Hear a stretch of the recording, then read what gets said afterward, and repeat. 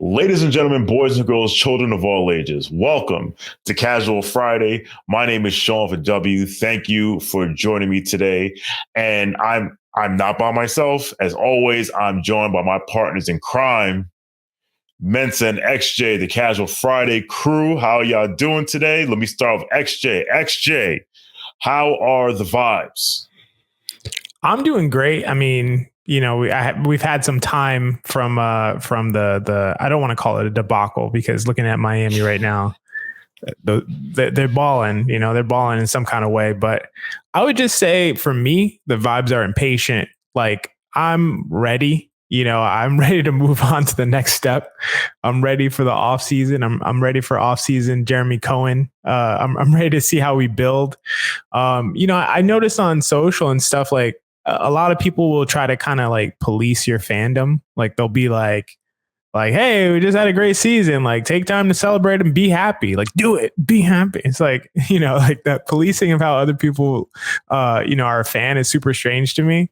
But for me, it's just about what's next. Like, you know, we're going to take time today for sure to reflect on the season together here as a family. And I'm super excited to do that. But after that, I'm ready to wrap up and like move on to what's next. It's impatient vibes for me. I feel the chip coming at some point soon. I can taste it. So I'm ready to move forward. That sound you did not hear is me knocking on wood when XJ said the chip, he can taste the chip. No potato. Mensa. Welcome to Casual Friday. Good to see you again. How are the vibes? The vibes are nervous, is what I'll say.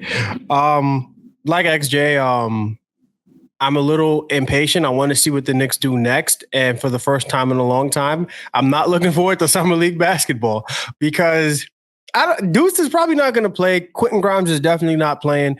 I'm not really looking forward to the Trevor Keels breakout. It's not my thing. I'm sorry, guys. Sorry to Trevor Keels as well. But I want to say nervous because just being on social media, I'm like, well, that's a bad move. That's a bad move. Please don't do that. You know, there are so many wrong moves out there and not enough right moves that the Knicks, in order to get to that next level, which we're all looking for, which is title contention and eventually winning a title, have a really, really, really narrow road to go. And a lot of it is what's available as far as luck, what's just the opportunity of it all. And then the other, like most of it, is just being smart and seeing if this team is unlike its fan base and is patient and is willing to forego the wrong move to wait for the right move. Well said, Mensa. Yeah, Twitter this week, Jesus Christ. For me, the vibes are anxious because, you know, 2021, the vibes were, even though we lost to the Hawks, it was like, all right, we made the playoffs, and, you know, it was like, all right, there's nowhere to go but up, right? And then obviously last season, the 2022 season didn't go so well. And then, you know, we turned it around, and, you know, even though we were one seed worse than 2 years ago, we actually won a playoff series. And so now this off season, it's like, well, what do we do next? Because I don't think this fan base can, nor should they, stand for a 37-win season next year, even though not all progression is linear. If we take a step back, there will be a riot. Shout out to Jeremy Cohen, who said this will be the last fun Knicks season for a while until we win the championship, because now expectations have been set. The expectations have been raised, and there can't be any. That was Chris Persian. See, I'm stealing people's credit, but either way, it remains like, you know, there are no more plucky. Like, if we have a terrible season next year, if we win 37 games next year, and then even win 48 games the year after that, the vibes aren't going to be the same, because it's going to be like, well, all right, we've been here before. But next season, the season after next season, we'll cross that bridge when we get there. Today, we are going to put a casual bow on the 2022-2023 season. And each of us are going to share a good, bad, and ugly moment from this season. So I don't have a deck of cards, so I don't know who's going to go first, but I'm going to play a game I like to play, which is called I'm thinking of a number between 1 and 6. Actually, you first. I'm pretty sure it's 3. No, Mensa. Mensa's on mute. I was going to go 5 for my guy quickly. I'm sorry. No, XJ. I'm going to go 4 because you're wearing a 4 on your shirt. I am not wearing a 4 on my shirt. For those who cannot see, they're listening. I'm wearing a T-shirt. It's the old NCAA New York City Transit logo. The M. Mensa. Let's go 1 for Jalen Brunson, who's one in our hearts. No. How is this possible? How is this possible? I'm going to go 2. There you go. I was like, it had to be. 2. All right. So XJ, I will start. Let's start with the good. Or actually, do we want to start with the good or the ugly? Do you want to start with the good and sink down to ugly, or start from ugly and go up to good? I feel like we start with ugly and go up to good because I don't want to end it with the sabotage vibes at the end. You know what? Not great. That's a great. I like idea. the way he thinks. I like the way you think, XJ. The ugly might get real ugly. Okay. So, all right, XJ, let's start. Let's get the ugly stuff out of the way. What is to you the ugliest moment of the 2022-23 season? I mean, I'm glad I'm going first because I don't know how either of you have any other moment than the one that I'm going to mention, which is, of course, the Luka Doncic game, where the Knicks were up 9 points with 33 seconds left. And this is why we had to go ugly first, because we could not end the casual pod by talking about this game. In a great season, one of the most fun seasons we've had in a long time. We could not end it by talking about this game. To be up 9 with a minute left. I'm just going to say, like, my benchmark, I don't know about you guys. I think we all have like our internal, like, implicit benchmark for when, like, okay, the game's over. Like, we can chill. We're good. My benchmark used to be 10 minutes or 10 points with 2 minutes left. Because I had seen one time some data crunching that was like a team has like a 97.4% chance to win after leading by 10 with 2 minutes left. So that was like always my benchmark. Okay, 2 points, 10 minutes. All right, cool. We can chill out now. In this game, I went back and looked at it, and it was not fun, obviously. Recall that Randall made a layup to go up 9 with 45 seconds left. I remember live, I thought that was the dagger, but it didn't feel that way because of how the game went and who the Knicks had been for so much of the season up until that point. But it's like, Randall just made a layup. We're up 9. Like, this has to be over. Luka scores again. Luka scores but they go up 9 again, I think via free throws with like 34 seconds left. Deuce McBride hits his second free throw, 112, 103, 33 seconds left. No, I don't have the entire play-by-play pulled up on the screen over here. I don't have that at all. I didn't want to go too far into again the play-by-play, but I'm appreciative that you have it up, Shawn.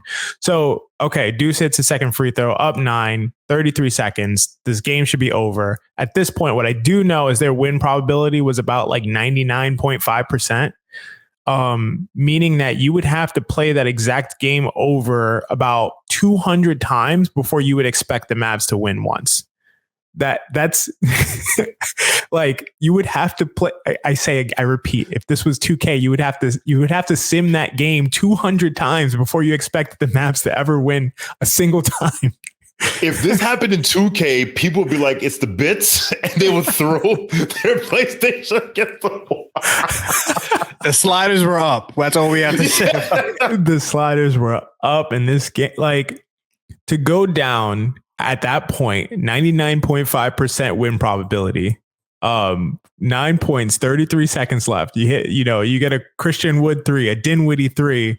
And then, of course, the miss rebound with Deuce and Grimes both going for it. Grimes, who should not have been in the game.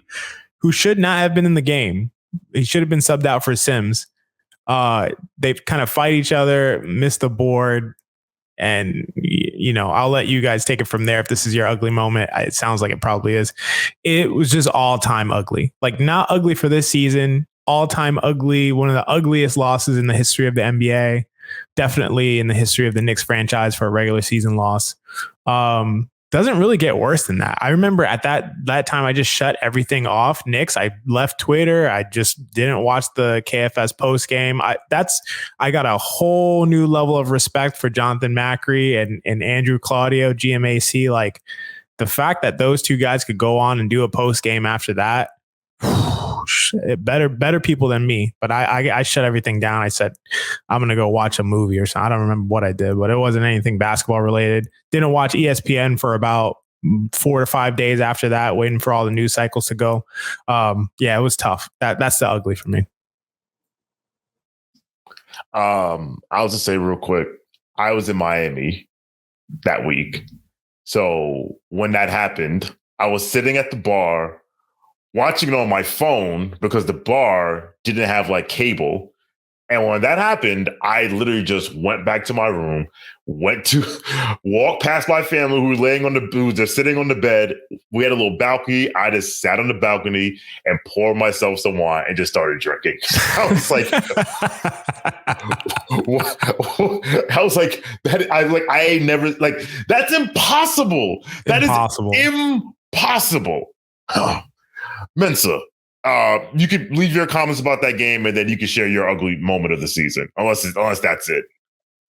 I think what made that moment as ugly as it was watching how giddy Luka Doncic was he did it.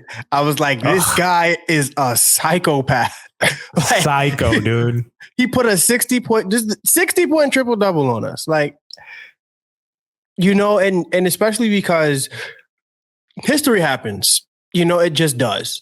But when history happens to the Knicks, you can never forget about it. And it's just one of those things. It's like, of course, this would happen to us. Of course, this would happen to us. And XJ, I think you said everything that needed to be said about it. Shawn, you have the play-by-play pulled up. I don't know, man.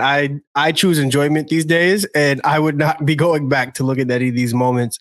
So yeah, no, my moment is a little bit different because at least as it happened, I'm like, if anybody's going to do this to us, it's going to be this guy, this psychopath of a human being. The ugly moment for me would be the day is December 21st, 2022. I believe I have the date correct. The New York Knicks, 8-game winning streak, looking for a 9th game, are hosting the Toronto Raptors, who are losers of 6 straight. And Pascal Spicy P. Siakam came into the house that Julius Randle was trying to build. And to quote the late, great, to quote Dave Chappelle, who was imitating the late, great Rick James, Pascal Siakam went full fuck your couch, Eddie Murphy. Fuck your couch, Charlie Murphy.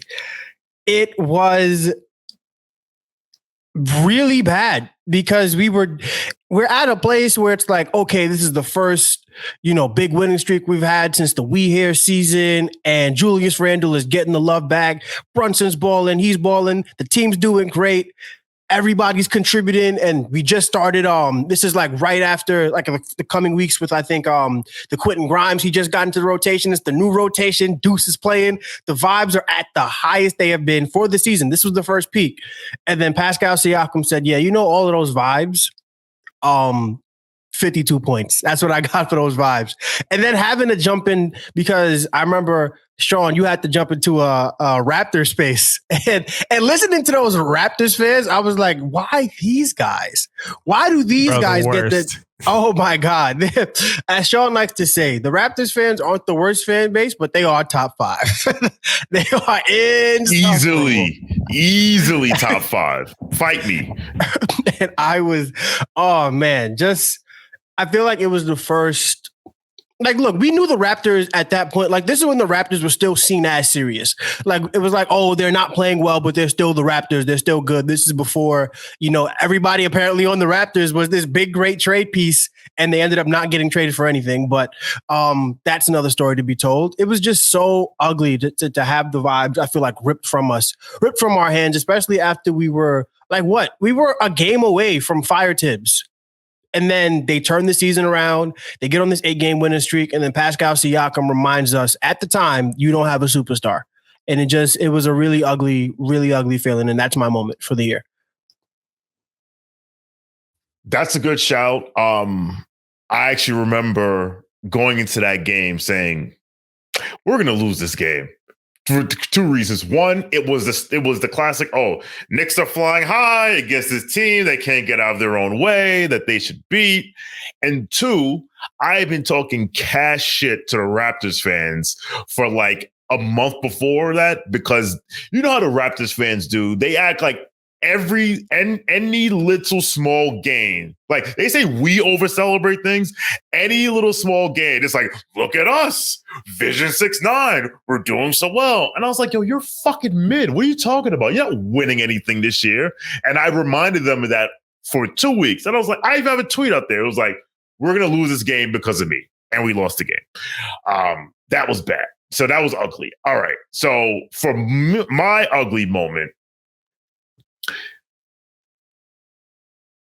it's Josh Hart over Quentin Grimes. And the reason why that's my ugly moment is because I saw it coming for about 2 months. And this is not a knock on Josh Hart, because Josh Hart is he's a star in his role. I'm glad he's on our team. He's helped us win so many games before, so many games. But I started to notice, Josh Hart gets to close every single game, no matter what. I feel like this is going to come back to bite us. And I've said it on this podcast. I've said it on playbacks. I've said it on timeline. Like, I called it most favored nation status, because it's like, all right, now, because you have decided that this guy gets to close every game, you being the head coach of the New York Knicks are now picking one of your others. You have to, you now have one spot for 3 guys, and they know that going into they almost like they know that, right? But it's okay. It's all right. And we get to game 1 versus Miami. Josh Hart starts over Grimes. You could excuse it for a number of reasons. A, Grimes was coming off a shoulder injury, and 2, the numbers suggested that him against Jimmy, he would, that was a good idea. I was like, okay, I get it. When I see Josh Hart in the starting lineup for game 2, when there's no Jimmy, it's like, okay, here we go. And we win the game, but it took 45 minutes for Josh Hart to realize, like, hey, they're leaving me open for reasons. I should shoot. And then the rest of the series, he just it wasn't the best series. But I'm not going to blame Josh Hart, because Josh Hart does what he's told. The reason why it's ugly for me is because my fear is that Josh Hart is going to become the new Alec Burks. And Alec Burks, we love Alec Burks, like any rational Knicks fan with sense, loves Alec Burks, has no ill will towards Alec Burks, appreciate everything Alec Burks done. But Alec Burks became the poster child for the 2022 season, the failure of the 2022 season. And now that decision, and think about it, we had a 20-game stretch where we went 3-17. And Tom Thibodeau kept running the same guy out there over and over and over again, even though it was clear it wasn't working, something needed to change. And he kept running Josh Hart out there over and over and over again, even though that wasn't the reason why we were losing. And he starts Grimes game 5, and we saw what happened in game 5. And I say to myself, what if we had just played Quentin Grimes the whole series? So for me, that's why, like, that's ugly, because I'm not going to say we would have beat Miami, but if we beat Miami with the lineup that we'd had all fucking year and we lose, I can sleep at night. Hey, this is our best lineup. To make the decision to go away from that lineup, it's almost like he's trolling us. It's like, when we want you to adjust, you don't, and when we don't want you to adjust, we do. So that, because of how I link it, it reminds me of the season before, the low point of last season. I think everyone will agree the ugly of last season was 3-17. That's why it's the ugly for me. So, all right. So now that we've gotten that nasty shit out of the way, let's move on up to bad. All right. So in order for it to be fair, this time we'll have Mensa go first, then me, then XJ, and then we'll go so forth. So, Mensa, what was your bad moment of 2023? This actually flows really perfectly, because that was my bad moment. It wasn't to me, it wasn't ugly because you saw it coming. It wasn't like, oh man, this is disgusting. I can't believe Tom Thibodeau is starting Josh Hart, because we were on a playback playing against the Miami Heat. And I think this is the Julius. Yeah, this is the playback. This is the Julius Randle buzzer beater playback. And Josh Hart is closing the game. And I'm like, he shouldn't be in the game right now. RJ Barrett should be in this game. It should not be. Look, if you didn't want RJ, if you wanted to close with Quick, Grimes, and Brunson as your 3, but not Josh Hart. Josh Hart did not have it that night, but he stayed in. And then when we first traded for Josh Hart, I have a tweet. It's still up. And I said, I hope you guys know that Josh Hart is Josh starting over Quentin Grimes.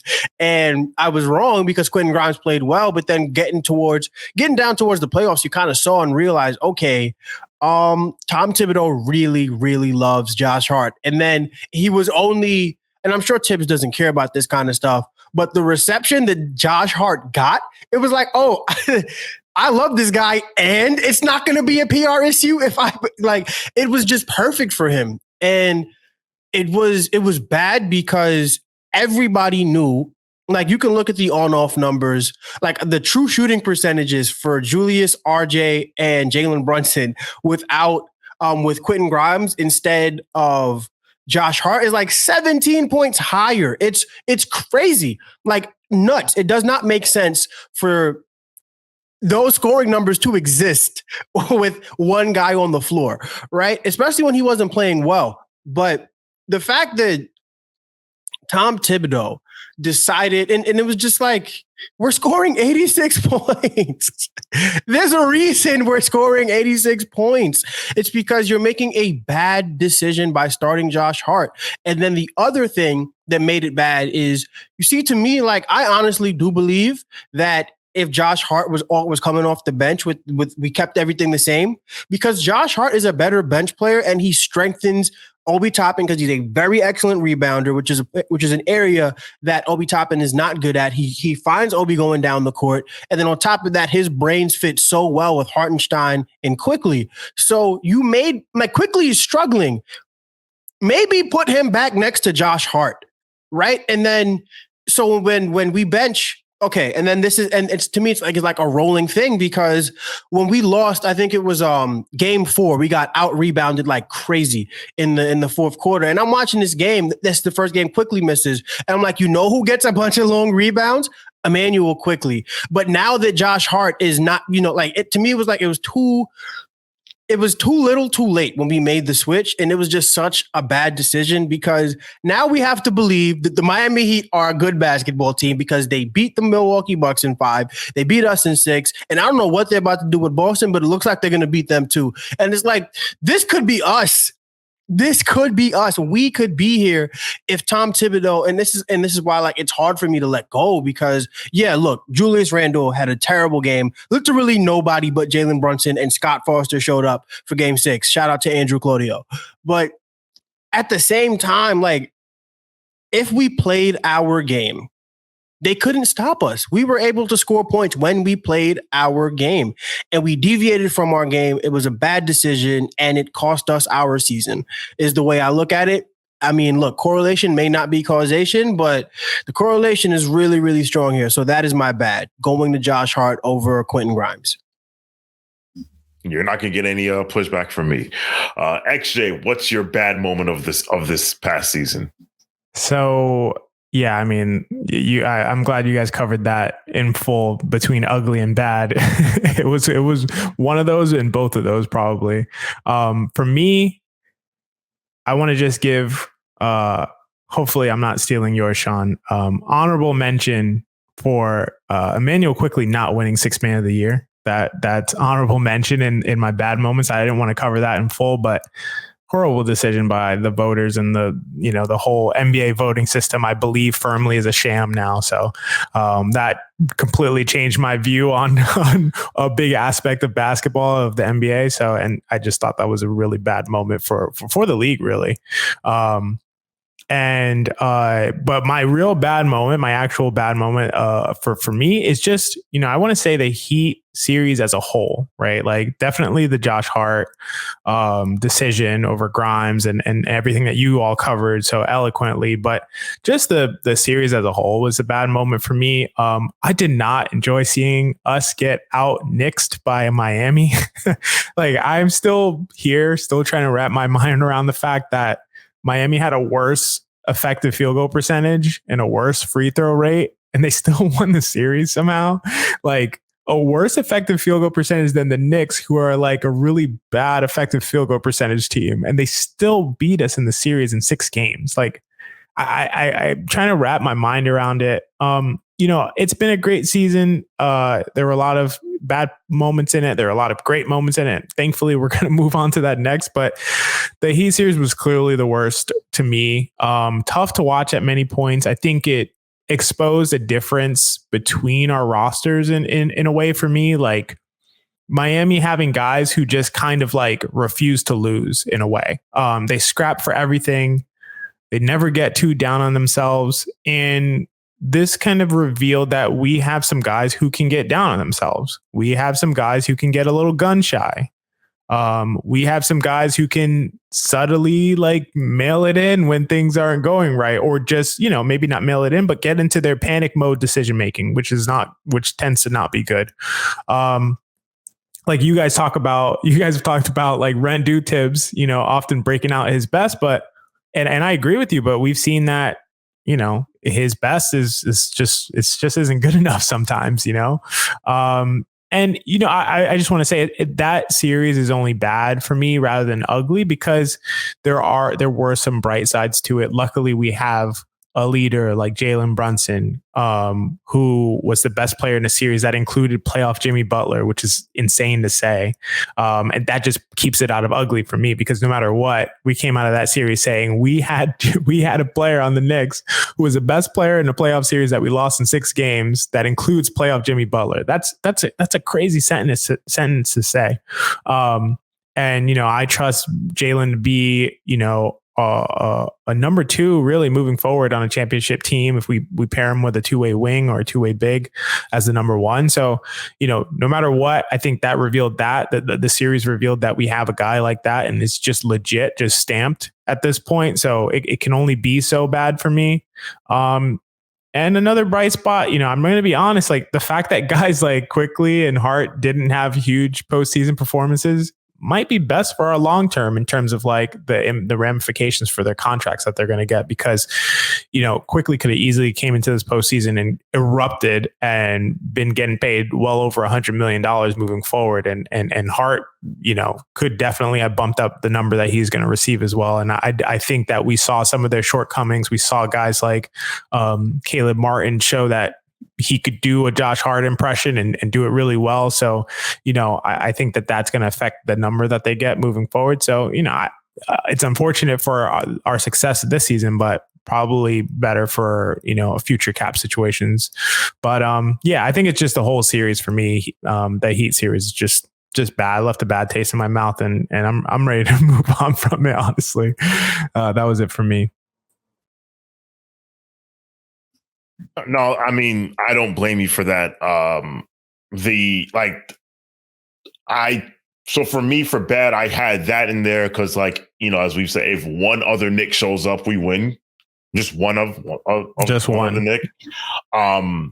There was actually a lot of bad moments I was looking at. I mean, there was because you forget about them until you go back and look. So there was scoring 85 points against Brooklyn. There was, you could pick a Mavericks game, whichever one.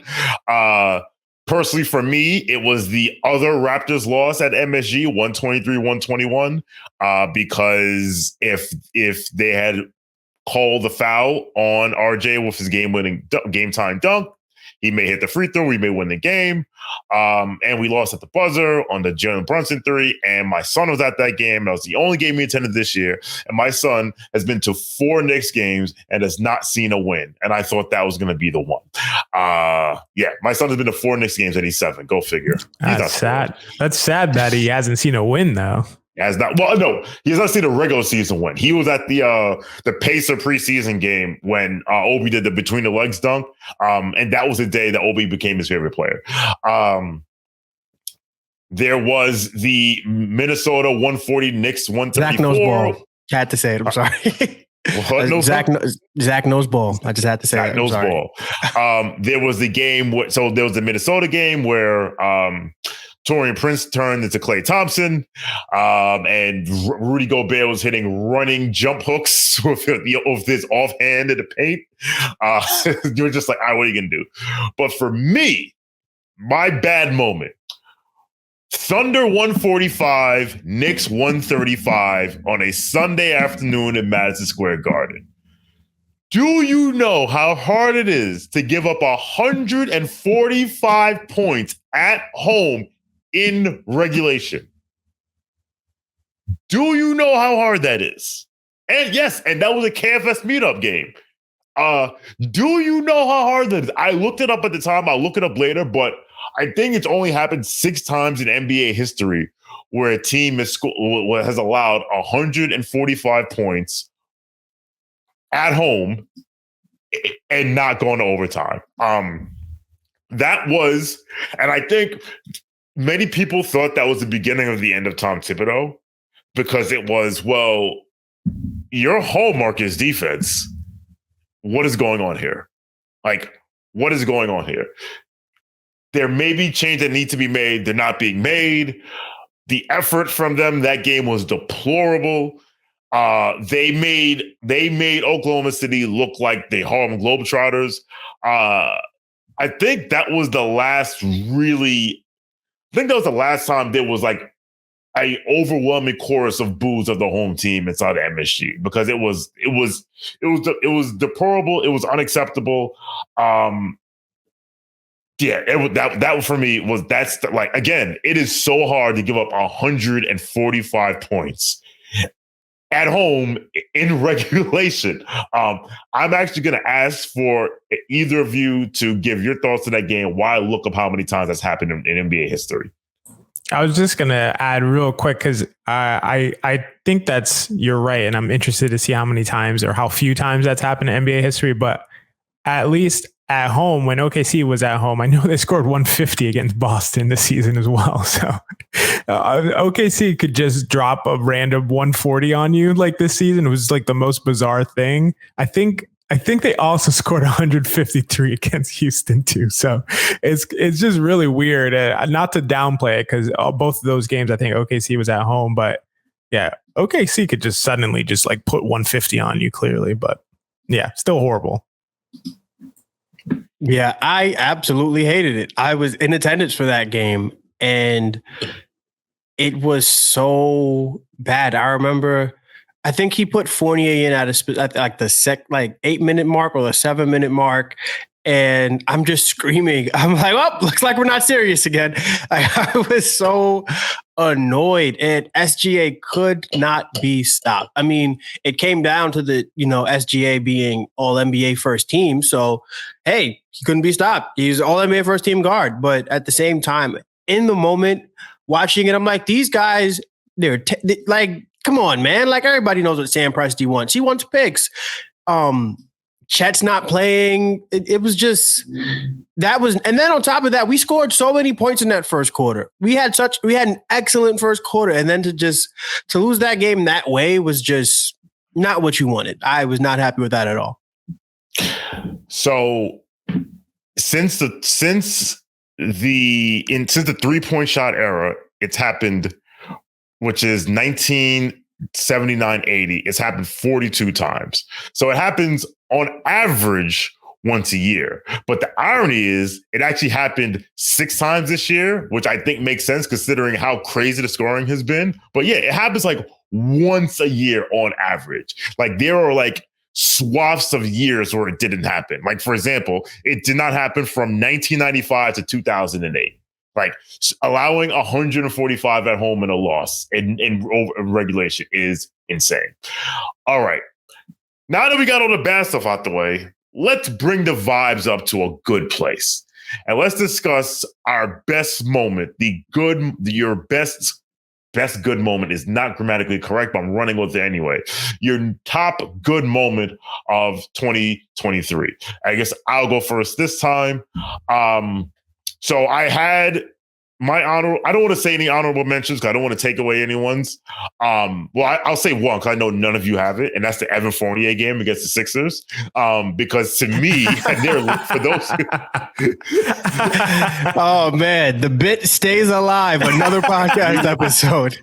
We will keep shout out to Jeremy Goldstein. We're keeping the bit going alive and well. But to me, that game signified the next man up mentality that this team had, because RJ got scratched like 10 minutes before the game. Evan Fournier, who hadn't done anything on a court, on an NBA court in the game in months, came in, was a professional, came in, did his job. We don't win that game if he doesn't play well against the Sixers. So that's my honorable mention. But for me, my number one moment is the back-to-back wins in Utah and Denver. And I picked that moment because, those two games as a joint moment, because that actually, like, people point to Tibbs changing the lineup after the Mavericks game. And yes, that is absolutely important because they were from 10-13 to playing, I believe, at a 56 win pace. But that game, those two wins signify two things to me. One, they had every chance to roll over and die. And I remember there's so many, because that game was after the OKC game. And I remember we looked at the schedule because that was the West Coast swing, because they had, after OKC, they had Denver, they had Utah, they had Golden State, they had Phoenix, and it was like, I think they had Minnesota, and it was like, yo, they might be done. And a lot of people were saying that Tibbs lost the team. He never lost the team because they had the chance to roll over and die. If they wanted him out of there, Tibbs is out of there. That all they had to do was go to you. That is arguably the hardest back-to-back in North American sports. At Utah at altitude, at Denver the very next day, and they went and they played their asses off and won both games. And yes, Jokic didn't play in the Denver game. I don't care. I don't remember if someone was injured for that. And I don't think anyone was injured for the Utah game. We beat them straight up. I don't care. They could have rolled over and died. And listen, the storyline was staring them in the face, because it was, the team's going to fall apart. Losing to Utah, the team you should have made a Donovan Mitchell trade with. It was staring them in the face, the poetry, the symmetry, all there. We all laughed when we found out Well, we were like, huh? When they announced the players only meeting, and we found out that Julius called a players only meeting. The does he know memes, the you're the guy memes, all those memes. Like, dude, like you're the problem. And he said, let's get it together, and they got it together. And there is no changing of the lineup on December 4th against Cleveland if they roll over and die against Utah and Denver, because Tibbs never makes it to December 3rd. So for me, that's my good moment of the game, of the season. We'll go to XJ to go second, and then we'll go to Mensa last. Yeah, no, I'm happy to go next.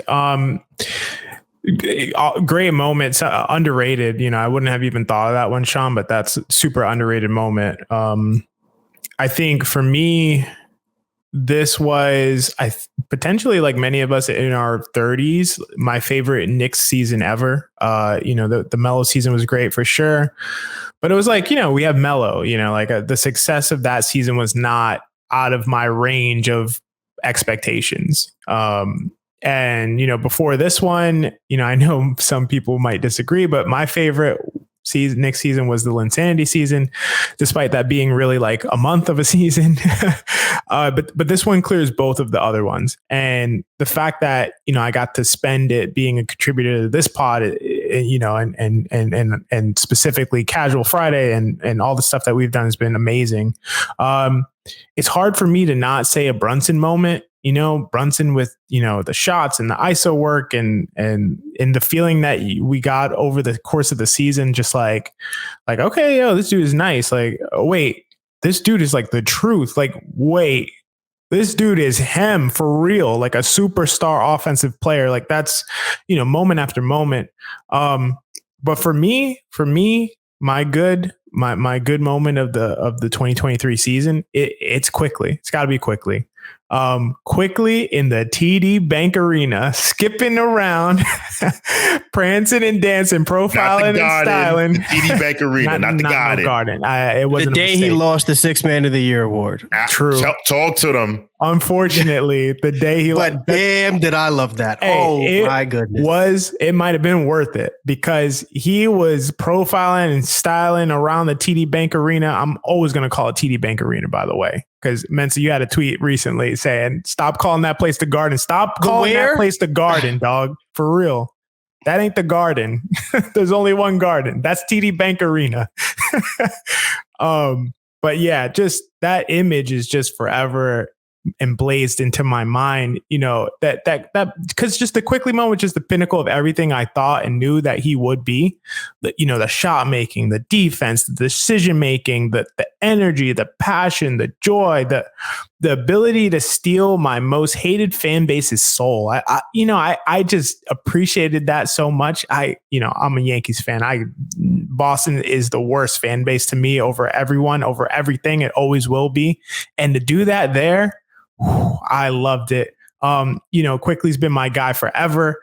In my mind, he's always been on the no trade list. I was furious with the Knicks for even discussing Quickly in trade talks for anything besides a superstar. I said he'd be an all-star before I think some people thought he'd even be a serviceable role player. This is a guy who turned his worst attribute coming into the draft, defense, his worst attribute, into his best attribute, has become an upper echelon defensive player in the league. Should have got all defensive votes this year. Again, another sham. All the voting is a sham to me, but I'm not going to go into that. But anyway, yeah, that moment was so great to me. Double overtime, 55 minutes, 38 points, just filled with joy and happiness. And it just it allowed me to just get caught up in that single moment, not looking forward, not looking back, just be able to live in the moment and enjoy it. That's something that I struggle to do. I'm like I mentioned at the top, I'm always looking forward. And in that moment, I was able to just tune in and just be like, yo, this is dope. This is happening right now. Quick is going off and he's just like having a ball. And and the fact that it was at TD Bank Arena was just, the cherry on top of it. So for me, that's my good moment of the 2023 season. That was one of my choices as well, the Emmanuel Quigley game. And yes, you're right, Mensa. I'm telling my grandkids that is the day he lost the Sixth Man of the Year award. And we realized that the Boston sports mafia machine is a thing. And when anyone tells me that this league does anything to help the New York Knicks, I say politely, fuck you. Mensa, what is your good moment of 2022, 2023? I mean, if I didn't choose because I was gonna go with the Quickly one, but I figured XJ would take it. If not that moment, then how can it not be April 21st, 2023, Friday night, first time in 2 years, the New York Knicks hosted a playoff series. Hosted a playoff game. Game 3. Man, what a moment. What a moment for the New York Knicks to play the way they played and to go up 2-1 against the Cleveland Cavaliers, who everybody and their mother, not named Kendrick Perkins, had beating us. I was called a madman. I said Knicks in 5. I was called a crazy person. And the New York Knicks, oh my goodness. It's especially after for me personally, after the first 2 games RJ Barrett had against Cleveland, and everybody was like, I don't know, this might be it. If he doesn't come out playing well, he's done. He's shooting tour dates. And shout out to Benji Ritholtz. He did shoot a tour date. He shot August 12th. Huh? August 12th. 8 over 12. Let's go.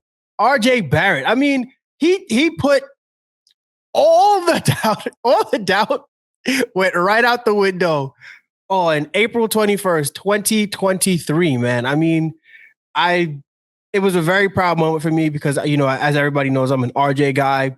He had shot 1 for 8 from 3 from the previous 2 games against Cleveland, number 1 defense. And then he shot 3 for 6. He really, really stepped up in ways that very few people expected him to step up. It was our first playoff game in 2 years, and the fashion that we won it with Jalen Brunson getting and ones and going crazy and yelling at, oh my goodness, it was so much fun. It was so much fun. I think that was the highest high for me was game 5 easily was the highest high, but the RJ of it all, because it spoke to a larger thing for me, which was the New York Knicks have a lot of young talent, and they all showed up at different points in the season. We had Quickly show up. We had Mitchell Robinson show up. We had RJ Barrett show up. Quentin Grimes showed up. Deuce came in and gave you, he's like a 7th inning relief pitcher. He came in and he would just give you that, get you a little 3 outs, and then or even your 6 outs and get your closer in. He played so well, Deuce McBride. All the young players. And RJ Barrett, I feel like, was the one who was trending in the wrong direction going into the playoffs. For him to trend upward, Quickly and Grimes were trending downwards in the playoffs, but they had given us so much good regular season basketball and so much basketball before that we're willing to give them the pass. This was put up or shut up for RJ Barrett at this point.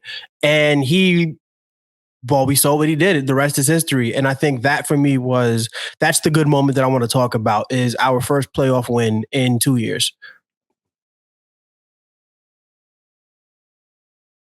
Hey, man, listen, I was at that game. You could feel the electricity in and around MSG, the excitement, the anticipation. I got into the building. I met so many Knicks fans that I've been talking to on Twitter for the first time. And then getting in the building, and the chanting is this is now we're not more and more people are starting to see what we have been saying for the longest as fans. Why would anybody want to come here? That is why you want to come here. That is why. That was an amazing call. And then we obviously won. And after the game, people playing ball on the street, we're in Blarney's having drinks, spilling out on 7th Avenue. And that's our new tradition now. We win playoff games, we shut down 7th Avenue. If you don't like it, you can go scratch somewhere. Yeah, man. So those are all great moments. I think I had one other No, actually, no. Those are all the ones I had. So I just wanted to highlight one moment real quick. Just Randall 3 to beat the Heat. That was an insane moment. The moment I spoke Spanish.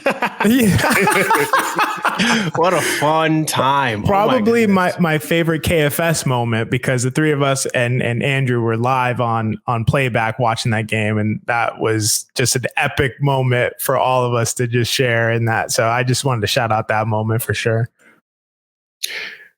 Yeah. And isn't it amazing that we all had 3 moments and none of our moments were directly tied to like a Jalen Brunson game, because there's so many of them. Like, that is a moment in itself. Like, wow. Yeah, different podcast. Like Jalen Brunson moments. He is not a moment. He is an event, an ongoing event. He is a life-changing event for a lot of us as far as our Knicks fandom goes. Not just one moment. Okay. So those are our moments of the year. Before we wrap up, this is our first podcast since the season ended. So I figured it'll be fair for me to give each of you a minute just to talk about the season as a whole. And also, this is the end of our first season as contributors to Knicks Film School. So I figured, I'd give you all each of you a few minutes just to talk about your experience this season being, a media member, because you are a media member. Don't let anyone tell you different. And yeah, I'll just let you pontificate on the year. So Mensa, we'll start with you. Yeah. I don't know I don't know what to say. So I guess I'll just start from the beginning, where Andrew reached out to me and he was like, "Hey, you've been doing really well in these KFS Patreon town halls when you talk, people want to listen. So we want to give you an opportunity to join the crew." And I was like, did he know this was a dream of mine? All I ever want to do is talk, Knicks content, and to have this opportunity on this platform, which to me is the best platform. Even before I was a member of Knicks Film School, I would read just not even lying. I was a KFS. I am a KFS Monroe level patron. I am subscribed to Jonathan Macri's KFS newsletter. I was doing all of this for years. So I'm like, yeah, of course I want to do this. And at the time the season had started, I was still grieving a very, private tragedy, which you guys obviously know, but I don't want to make it too public. And so this helped me get through literally the roughest period of my life. And just to be able to do the pregame shows with you guys, and even then the KFS faculty, and I really have no bad memories of anything this first season. I get on the podcast and I'm like, man, this XJ guy is amazing. I got to step my preparation up. And then I realized I just because of the work I do, I don't have the time. So I was like, okay, I'm going to let XJ do his thing. And just listening to you, Shawn, all your Shawnisms and the way you add a layer of, I want to say perspective to every event as it happens, just working with you guys and just being able to come in here and shoot things off the cuff. And I feel like I couldn't have had a better two podcast teammates, I guess. Feel so grateful just to be on the same team as guys like Jeremy, John, Benji, DJ Zulo, French Jeremy, as we call him, APJP. The list goes for real. We have such a solid team here. People, and if I'm forgetting anybody, I really, Chris Persianen. The team is just so great here. And for people to embrace us the way they embraced us and embrace me the way they embraced me is just, I couldn't be more grateful. And obviously there's more content to come. And I'm just so excited for what not only is to come for the New York Knicks, but for Knicks Film School. Absolutely. XJ, what's your recap of this season, your first season at KFS? Yeah, and I appreciate the platform to even do that recap, Shawn. Is a great idea. I echo everything that Mensa said. I mean, unbelievable coming on here with you two guys, in the pre-games that we were doing, and then in the Casual Friday. What an amazing invention this Casual Friday has been. The dopest pod. For me, kind of being discovered by Andrew in the YouTube comments was a crazy thing to say. Andrew's eye for talent is like unbelievable. Like, this dude is like was mentioned in our KFS faculty chat. This dude really is Nick Fury. Like, this dude really is Professor X. Like, for real. Like, it's crazy. But just, like, I've also, been engaging with KFS in a similar way as you, Mensa, dropping long comments in the YouTube chat for no reason other than just to engage with everybody who's there. It's like an amazing community. Love still engaging in the comments, like the other day, Andrew took a screenshot of a comment I dropped under a pod with Benji and John. It was like, yeah, I'm gonna stick to my roots because that's what I'm about. But yeah, it's just been an amazing season. Insane that like for our first season as contributors, it was this Knicks season, like an unbelievable Knicks season in the last like 20 years. I'm so grateful and thankful for that. And, just the ability to chop it up with you guys, to be in the KFS faculty chat, our casual Friday chat. It's just been a dream come true. Unbelievable. Like, I just love just talking basketball, as you all know, as we all do, as everybody who engages with us does. And it's just been amazing to have that opportunity. And in our faculty chat, like I said, I go at Benji so much, and just like, it's crazy that I'm able to even say that. Like, I go at Benji Ritholtz in our KFS faculty chat, and it's because it is the art versus science battle of all time. It's amazing. It's amazing. It's amazing. It's amazing, and it's because I admire the hell out of that dude. Like, I admire the hell out of that dude. Like, full stop. Like, and that's why it's just, I just love that opportunity to just like chop it up and talk basketball with like brilliant basketball minds. You two are brilliant basketball minds. Absolutely. I've learned so much from both of you, like an insane amount from both of you, changing my perspective on how I see the game, and I've developed my basketball insight more this season than I ever have in my entire life, in one season. It's crazy to think about. But yeah, it's been amazing season, such a great season to be a part of the KFS crew, and just looking forward to what's next. Well, one, I just want to say I appreciate those platitudes. Being a part of this community has made me a smarter basketball fan, a better basketball person, and I've learned so much. Back in, I think it was 2017. So I still have a list on Twitter called Rational Knicks Twitter, because I would add to it people who had rational discussions about the Knicks, because there's a lot of rationals out there. And one day I got a suggestion, and I'm pretty sure this is 2017. One day I got a suggestion of people, Twitter says people you should follow, and I got a suggestion to follow JC Macri NBA. And this dude in this black and white picture looking all professional. I was like, all right, maybe, follow this guy, whatever. And, saw his takes, and it was like, he's pretty nuanced guy, right? And then the dude started doing periscopes, and shout out to Periscope for those who remember, after games, like little 5-minute recaps, and 5 became 10 and 10 became 50. And it would be appointment viewing for me, to the point that if I had missed like 2 or 3 of them, I would go back and watch like the last 3 periscopes, post-game periscopes before them. And I just kept following. Obviously, I'm talking about Jonathan Macri, and I just kept following the Knicks Film School as it grew, and they brought on Andrew and they brought on Jeremy. It became a weekly podcast, and then twice a week, and then 3 times a week, and they moved to video and then live streams or what have you.